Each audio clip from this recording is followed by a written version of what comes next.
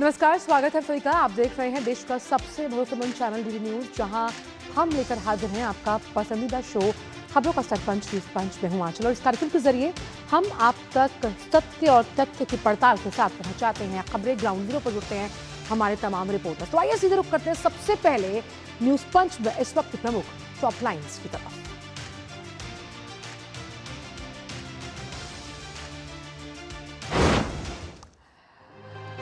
तो आखिरकार हम बात करने वाले हैं रिस्पॉन्सिबल एआई को लेकर कि आखिरकार कैसे आर्टिफिशियल इंटेलिजेंस के जरिए वर्ल्ड रिकॉर्ड बनाता हुआ नजर आ रहा है जब हम बात करते हैं कृत्रिम बुद्धिमत्ता की। और इस रिस्पॉन्सिबिलिटी के वजह से कैसे गिनीज वर्ल्ड ऑफ रिकॉर्ड्स में हुआ है नाम हासिल, इस पर करेंगे चर्चा विस्तार से आज के न्यूज पंच में। वहीं अगर बात करें हम दूसरी खबर की, तो कैसे एक बार फिर ममता दीदी के जो बिगड़े हुए बोल हैं, आखिरकार वो बिगड़े हुए बोल नजर आ रहे हैं इलेक्शन कमीशन को फिर से कोसती हुई नजर आ रही हैं, लेकिन झुकी भी हैं। क्या है ये पूरा मुद्दा, ये भी समझाएंगे आपको आज के न्यूज पंच में। और तीसरी खबर की अगर हम बात करते हैं तो ये बात है जो नया ट्रेलर रिलीज हुआ है फिल्म द केरला स्टोरी। किस तरह से ये ट्रेलर जब रिलीज किया गया, व्यूज की अगर बात की जाए तो तहलका मचा दिया इंटरनेट पर। और आखिरकार क्या केरला स्टोरी 1 की उस सक्सेस को पार कर पाएगा, इस पर भी करेंगे चर्चा। तो आइए सीधे रुख करते हैं इस वक्त की पहली प्रमुख टॉप लाइन की तरफ, जहां हम बात कर रहे हैं रिस्पॉन्सिबल आर्टिफिशियल इंटेलिजेंस की तरफ। तो आखिरकार क्यों हम आर्टिफिशियल इंटेलिजेंस का नाम यहां ले रहे हैं? वजह यह है कि आर्टिफिशियल इंटेलिजेंस पर जो समिट चल रहा है उसको लेकर लगातार रिस्पॉन्सिव एआई की बात हो रही है। यानी कि जब हम बात करते हैं कि सारे काम जो कि आपकी cloud computing, generative AI, robotics, smart solutions, hackathon से जुड़े हुए हैं, अब इसके लिए जिम्मेदारी को सुनिश्चित करना कितना जरूरी हो गया है, इस पर आर्टिफिशियल इंटेलिजेंस की समिट में तमाम प्लेनरी सेशंस में चर्चा हो रही है। इसीलिए इस वजह से गिनीज वर्ल्ड ऑफ रिकॉर्ड्स में नाम दर्ज किया गया है। तो आइए ग्राफिक्स के जरिए आपको समझाते हैं आखिर ये पूरी कहानी क्या है और इस समिट में किस तरह से लगातार आगे हम बढ़ रहे हैं। तो Guinness world of book records में नाम दर्ज है, भारत ने आर्टिफिशियल इंटेलिजेंस में ये बड़ा नाम दर्ज किया। अब इसमें मुद्दे की बात यह है, इस्तेमाल होगा आर्टिफिशियल इंटेलिजेंस का, लेकिन जिम्मेदारी के साथ रिस्पॉन्सिव एआई का इस्तेमाल किया जाएगा। और इस रिस्पॉन्सिबिलिटी की प्लेज जो ली गई, उसी से इसकी पहल की शुरुआत की गई। अब ये प्लेज कहती क्या है? ये प्लेज 3 बातें कहती है। पहली, सुरक्षित, यानी कि वो सिक्योर्ड होगी, नैतिक और साथ ही साथ उत्तरदायी, यानी कि रिस्पॉन्सिबल, ट्रांसपेरेंट और अकाउंटेबल एआई पर लगातार जोर दिया गया। 2.5 लाख से ज्यादा लोगों ने इसकी शपथ ली और भारत की तरफ से यह अभियान चलाया गया। और ये 16 फरवरी की सुबह यह अभियान शुरू हुआ था। और इसको ऐसे समझते हैं कि ये ज़रूरी क्यों है? ये ज़रूरी इसलिए है कि जब प्रधानमंत्री अमेरिका गए थे और अमेरिका जाने से पहले वहाँ पर जब प्रधानमंत्री पहुँचे दौरे पर, उन्होंने कहा था कि कैसे हम रिस्पॉन्सिव एआई को जन्म दें। इसके लिए जो तमाम एआई एजुकेटर्स हैं, they have to pull up their socks. और इसीलिए अब समझाते हैं आपको कि केंद्रीय मंत्री अश्विनी वैष्णव ने प्रधानमंत्री नरेंद्र मोदी को लेकर आभार जताया आर्टिफिशियल इंटेलिजेंस की। जब हम बात करते हैं, आइए आपको सुनवाते हैं। Like to thank our honorable Prime Minister Shri Narendra Modi ji for giving us this vision of involving the youth in the responsible and ethical use of AI. It is his vision that inspired us to reach out to the colleges, speak to the faculty members, speak with the students and request them to take this pledge of using AI as a tool good for society, as a technology which helps us improve our lives and make sure that the use is ethical and good. और इसी मुद्दे पर ज्यादा बातचीत के साथ शैलेंद्र मिश्र जुड़ रहे हैं। शैलेंद्र, जेनरेटिव एआई का हम जिक्र करते हैं, हम बात करते हैं रोबोटिक्स की, हम बात करते हैं स्मार्ट सॉल्यूशंस की, लेकिन रिस्पॉन्सिव एआई के जरिए जो ये प्लेज लिया गया है, ये आने वाले सालों में इस पूरे आर्टिफिशियल इंटेलिजेंस के इकोसिस्टम को कितना बदल देगा? देखिए, एआई भविष्य में अलग अलग सेक्टर्स में बहुत मददगार होगा, लेकिन इसके जो खतरे हैं वो इस बात को लेकर हैं कि हम अगर कोई ऐसा एआई का इस्तेमाल करे जो नैतिक न हो, तो फिर ये सबकी जिम्मेदारी हो जाती है कि हम भविष्य में एआई के इस्तेमाल में सुरक्षित एआई हो, सेफ एआई हो और वो पूरी तरह से जिम्मेदार पूर्ण हो, ये इकोसिस्टम बनाने की ओर काम किया जाए। और इसीलिए एक गिनीज बुक ऑफ रिकॉर्ड भी यहाँ पर बना है, जहाँ पर 2.5 लाख से ज़्यादा युवाओं ने और जो भविष्य के एआई पेशेवर हैं उन्होंने लोग ये प्रण लिया है कि वो रिस्पॉन्सिबल बनेंगे, यानी रिस्पॉन्सिबल जो एआई है, जिम्मेदार पूर्ण एआई के इस्तेमाल को लेकर उन्होंने शपथ ली है।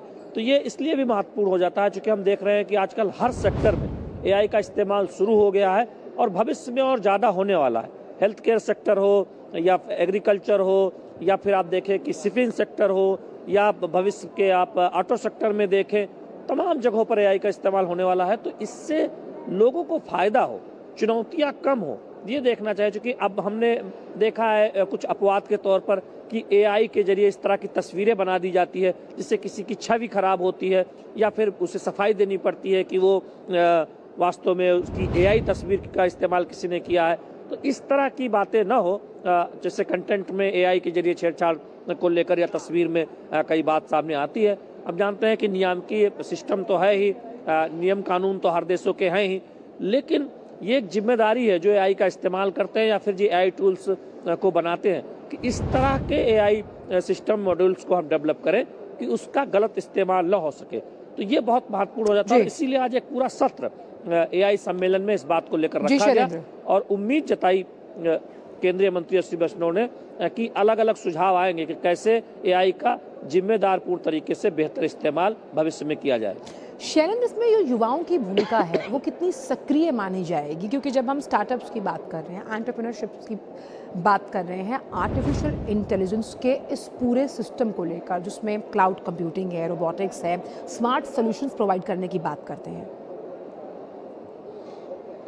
देखिए, जब भी कोई नया बदलाव आता है तो सबसे पहले युवा उस तरफ आकर्षित होते हैं और युवा ही उसका सबसे पहले इस्तेमाल करते हैं। तो ये जरूरी है कि एआई के नैतिक इस्तेमाल को लेकर युवा जागरूक हों और उसके सारे पहलुओं को जानें, क्योंकि भविष्य के जो एआई पेशेवर हैं, अभी हम देख रहे हैं कि लाखों की संख्या में जो आईटी पेशेवर या फिर इंजीनियरिंग कॉलेज से जो छात्र निकल रहे हैं, जो भविष्य में एआई सीखेंगे या किसी एआई टूल्स पर वो अपनी विशेषज्ञता हासिल करेंगे, या फिर तमाम ऐसे छात्र या भविष्य के जो युवा हैं जो भले ही विशेषज्ञ न हो एआई के, लेकिन उन एआई टूल्स का इस्तेमाल करेंगे, तो उनको भी जानकारी होनी चाहिए। इसीलिए युवाओं की भूमिका बहुत महत्वपूर्ण हो जाती है। और हम जानते हैं कि भारत को ये माना जा रहा है कि वो स्किलिंग और अपस्किलिंग में यहाँ के जो युवा हैं वो दुनिया को एआई सॉल्यूशंस में मददगार होंगे और भविष्य में जब एआई कंपनियों को जरूरत होगी पेशेवर्स की ज़्यादा से ज़्यादा, तो भारत उसके लिए एक तरह से कहें कि भारत से निकलने वाले एआई पेशेवर बहुत उनके लिए मददगार साबित होने वाले हैं। तो उनको इस सब की जानकारी बेहतर तरीके से हो, स्किलिंग बढ़िया हो और दुनिया में एआई के जरिए जो बदलाव आ रहा है उसमें अग्रणी भूमिका भारत निभाए, भारत के पेशेवर निभाए। इस दिशा में भी ये सम्मेलन बहुत महत्वपूर्ण है जो भारत और इसीलिए भारत जिस तरह के प्रॉब्लम सॉल्वर, सॉल्यूशन प्रोवाइडर की भूमिका में आर्टिफिशियल इंटेलिजेंस के क्षेत्र में है, ये अपने आप में एक प्रगतिवादी सोच की तरफ इशारा करता है। बहुत बहुत शुक्रिया आपका शैलेंद्र, इन तमाम जानकारी को हमसे साझा करने के लिए। और आइए अब बात करते हैं पश्चिम बंगाल की। आखिरकार पश्चिम बंगाल और इलेक्शन कमीशन के बीच 36 का आंकड़ा चल रहा है। अब जो निलंबन हुआ है उससे कहीं ना कहीं ममता दीदी खींच गई हैं, बौखला गई हैं और फिर बिगड़े बोल दिए।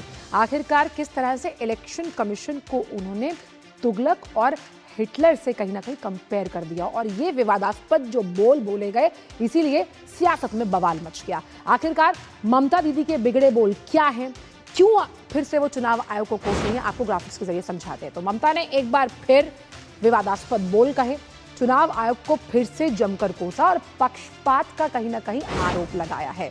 जब हम बात करते हैं, ये पक्षपात का आरोप ममता बनर्जी द्वारा लगाया गया है और ऐसा कुछ नया नहीं है। जब से एसआईआर की प्रक्रिया शुरू हुई है पश्चिम बंगाल में, ये ममता बनर्जी कर ही रही हैं। इलेक्शन कमीशन को तुगलकी कह डाला, संवैधानिक संस्था की उन्होंने कंपैरिजन तुगलकी जो शासन है उससे की है।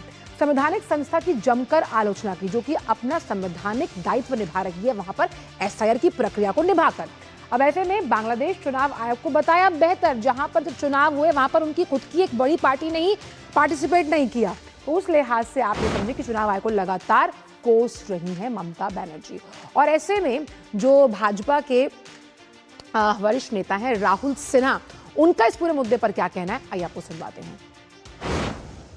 बांग्लादेश प्रेम तो ममता बनर्जी का होगा ही, कारण ममता बनर्जी जो बांग्लादेशी मुसलमान घुसपैठी को पश्चिम बंगाल में लाके वोटर लिस्ट में नाम घुसाया, उनका नाम चुनाव आयोग काट रहा है। इसीलिए उस जलन से, उस भय से ममता बनर्जी चुनाव आयोग का खिलाफ बोल रहा है, बांग्लादेश का चुनाव आयोग अच्छा है।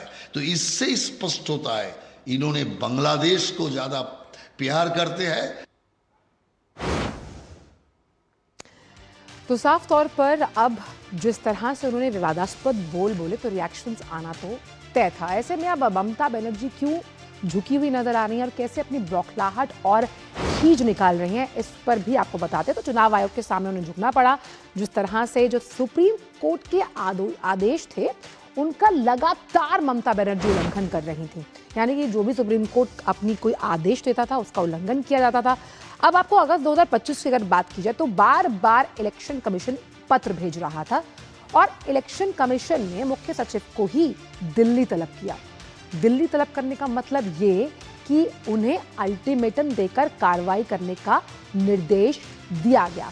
और ऐसे में जब ये निर्देश दिया गया, जब ये अल्टीमेटम किया गया, जब एट द 11th आवर जब सर पर पड़ी, तो आखिरकार राज्य सरकार को कार्रवाई करनी पड़ी। 4 कर्मचारियों को निलंबित करना पड़ा। अब इसमें 2 ERO थे, 2 AERO, और उन पर FIR दर्ज हुई। अब SIR प्रक्रिया में गंभीर कदाचार के आरोप में एक्शन लिया गया क्योंकि वो मतदाता सूची में धांधली कर रहे थे। बहुत साफ मुद्दा ये कि SIR की जो संवैधानिक प्रक्रिया है, जो संवैधानिक दायित्वों का निर्वहन करने के लिए वहां चलाई गई है, उसमें कोताही बरती जा रही थी। अब जो निलंबन की बात सामने आ रही थी, कैसे निलंबन से प्रमोशन तक का सफर हुआ, समझिए इसको। तो निलंबन के जख्म पर जिनको कर्मचारियों को निलंबित किया गया, उन पर प्रमोशन का मरहम लगाया गया। निलंबित कर्मचारियों को प्रमोशन का वायदा दिया गया और इसी वायदे के साथ ममता बनर्जी सरकार चल रही थी। वहीं चुनाव आयोग ने करीबन 4 कर्मचारियों को यहां निलंबित किया है। तो ये बड़ी बात यहां पर यह कि चुनाव आयोग जिस तरह से जो फैसले लेता रहा, उसे कहीं ना कहीं दरकिनार करती हुई नजर आई ममता बनर्जी।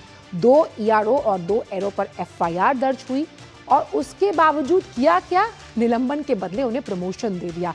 यानी जो प्रशासनिक व्यवस्था है वहां पर इस तरह का गोरख धंधा लगातार चल रहा था। तो बड़ी खबर ये कि लगातार ममता बनर्जी SIR की प्रक्रिया को लेकर अलहड़ बयानबाजी, बिगड़े बोल, विवादास्पद बोलती हुई नजर आई। तो कर्मचारियों को प्रमोशन दिया गया, जबकि चुनाव आयोग ने इन्हीं 4 कर्मचारियों को निलंबित किया। इसी पर बात करने के लिए सौरभ दत्ता इस वक्त हमारे साथ जुड़ गए हैं।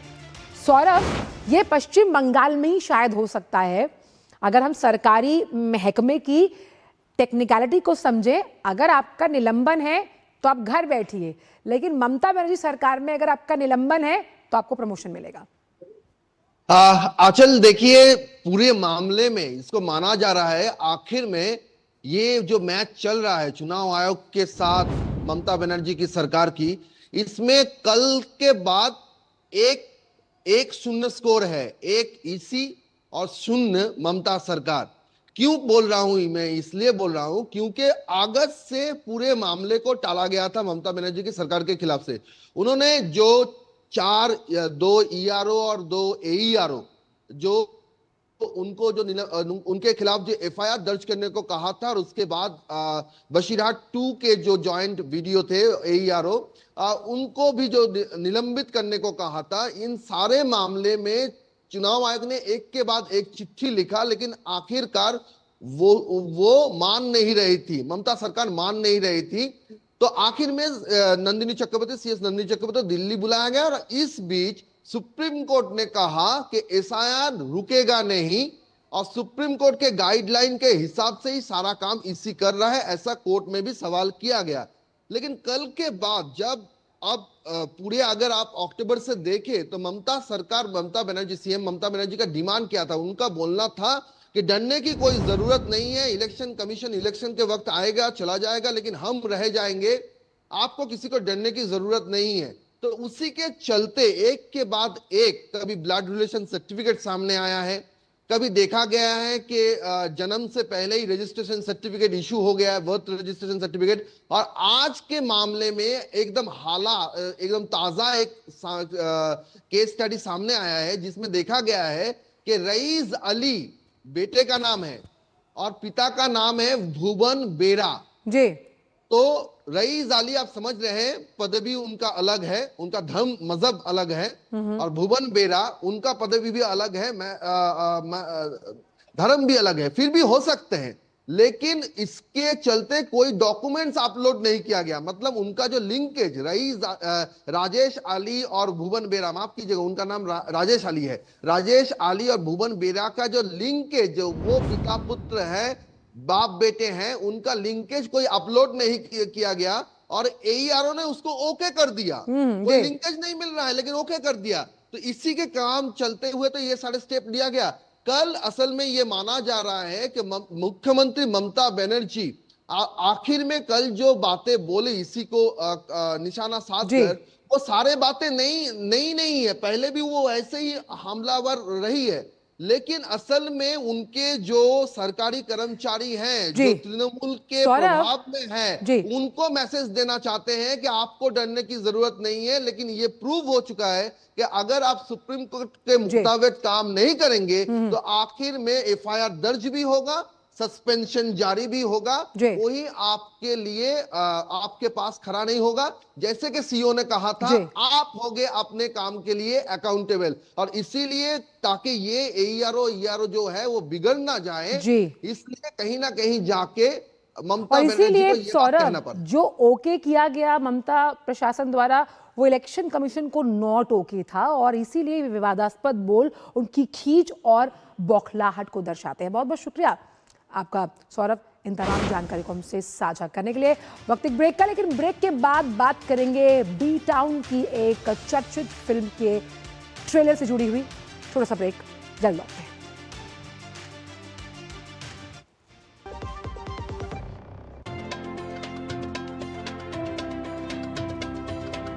दिल्ली सपनों का शहर, जहां मेहनत कभी नहीं रुकती, लेकिन मेहनत के बीच 2 वक्त का भरपेट और सम्मानजनक भोजन हर किसी का हक है। इस सोच के साथ प्रधानमंत्री श्री नरेंद्र मोदी के कुशल नेतृत्व में दिल्ली की रेखा गुप्ता सरकार लेकर आई है 100 करोड़ रुपए की बजट के साथ अटल कैंटीन। सिर्फ 5 रुपए में पौष्टिक, स्वच्छ और भरपेट भोजन। किसी के स्वाभिमान को ठेस न आए कि मैं फ्री में कुछ भोजन खा रहा हूँ, वो 5 रुपए दे के भी भोजन खाएगा तो सम्मान के साथ खाएगा। गरीब भाई बेचारा खाना खा के चैन से सो जाता है रात को, और सुबह उसको पता है कि मुझे टाइम पे खाना मिलेगा। अटल कैंटीन, सम्मान के साथ सस्ता और सेहतमंद भोजन। Video call. मैं सीनियर इंस्पेक्टर काली पहाड़ी चौकी से। यस, आपके पार्सल में ड्रग्स मिले हैं। ड्रग? मने आपको अरेस्ट किया जाता है। यदि बचना चाहते हो तो 2 लाख रुपए। ये फोन पे कौन अरेस्ट करता है? तुम पुलिस नहीं है और हम गोगा मतलब मूर्ख नहीं है। यूपीआई कहता है, अगर कोई नकली पुलिस बन के आपको भी कॉल करे और डराए तो कहो मैं मूर्ख नहीं।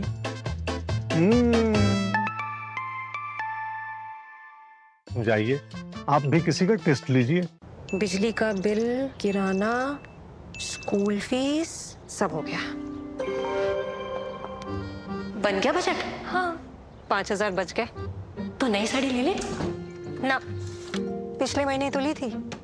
एक और नहीं, पहले बजट बनाओ, फिर छोटी छोटी बचत को बैंक में सेव करो और पैसों को बढ़ते देखो। बढ़िया, जाओ भाई। आरबीआई कहता है, वित्तीय समझदारी समृद्ध नारी।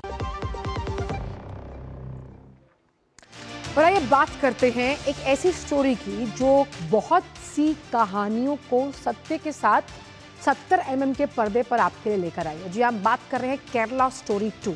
केरला स्टोरी 1 जब रिलीज हुई थी अच्छी खासी ब्लॉकबस्टर बनी है। वैसे में जब से कल ट्रेलर रिलीज हुआ तब से ट्रेलर को लेकर जो बहस का बाजार है वो गर्म है। 27 फरवरी को फिल्म रिलीज होने वाली है और कहीं ना कहीं फिल्म आपको सोचने पर मजबूर कर रही है, कुछ ऐसे मुद्दों पर जो कहीं ना कहीं छुप रहे हैं, लेकिन अब उसे कला के माध्यम से आप तक पहुंचाने की कोशिश की जा रही है। आइए अब ग्राफिक्स के जरिए आपको समझाते हैं कि आखिरकार जब ये फिल्म का ट्रेलर रिलीज किया गया तो क्यों इस ट्रेलर के बाद वायरल हो गया। आप देखिए ट्रेंड करने लगा केरला स्टोरी 2 का ये ट्रेलर। आइए चलते हैं सीधे ग्राफिक्स की तरफ, क्योंकि ट्रेलर लॉन्च के बाद ये बहस का बाजार गर्म है। आप देख सकते हैं तस्वीर के माध्यम से ही।